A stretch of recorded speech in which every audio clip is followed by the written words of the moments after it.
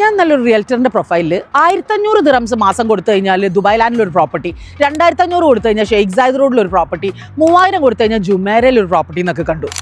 ഞാൻ നേരത്തെ നിങ്ങളോട് പറഞ്ഞ പോലെ തന്നെ ഇത് പ്രോപ്പർട്ടീൻ്റെ ടോട്ടൽ വാല്യൂ അല്ല. നിങ്ങൾക്ക് തോന്നുന്നുണ്ടോ ഇത്രയും ടോപ്പ് സിറ്റി ആയിട്ടുള്ള ഒരു ദുബായിൽ ഈ ഒരു പ്രൈസ് ഫാക്ടർ നിങ്ങൾക്ക് നല്ല സാധനം കിട്ടും എന്നുള്ളത്? ഇനി ദുബായ് അവിടെ കട്ടെ, നിങ്ങൾ കോഴിക്കോട് തന്നെ എടുത്ത് നോക്കി. മാവൂർ റോഡിൽ പോയിട്ട് നിങ്ങൾ ഒരു പ്രോപ്പർട്ടി വാങ്ങുന്നതിൻ്റെ 4-1 കൊടുത്താൽ മതിയോ നിങ്ങൾക്ക് ഉൾനാട്ടിലുള്ള ഉള്ളേരിയോ വട്ടോളിയോ ഒക്കെ ഒരു പ്രോപ്പർട്ടി കിട്ടാം. എന്നാൽ റിട്ടേൺസ് വൈസോ മാവൂർ റോഡ് കിട്ടുന്നതിൻ്റെ 10-1 നിങ്ങൾക്ക് ഉൾനാട് കിട്ടണമെന്നില്ല. ഇതേ കാര്യം തന്നെയാണ് ഇവിടെ നടക്കുന്നത്. നിങ്ങൾ UAE വന്നിട്ട് അജ്മാനിലോ മുൽക്കുവയിലോ ഒരു പ്രോപ്പർട്ടി എടുക്കുകയാണെങ്കിൽ ചെറിയ പ്രൈസ് ഫാക്ടർ നിങ്ങൾക്ക് കിട്ടും. പക്ഷേ റിട്ടേൺസ് ആണ് നിങ്ങൾ ഉദ്ദേശിക്കുന്നതെങ്കിൽ ദുബായിലെ റിട്ടേൺസ് നിങ്ങൾ അവിടെ ഒരിക്കലും എക്സ്പെക്ട് ചെയ്യരുത്.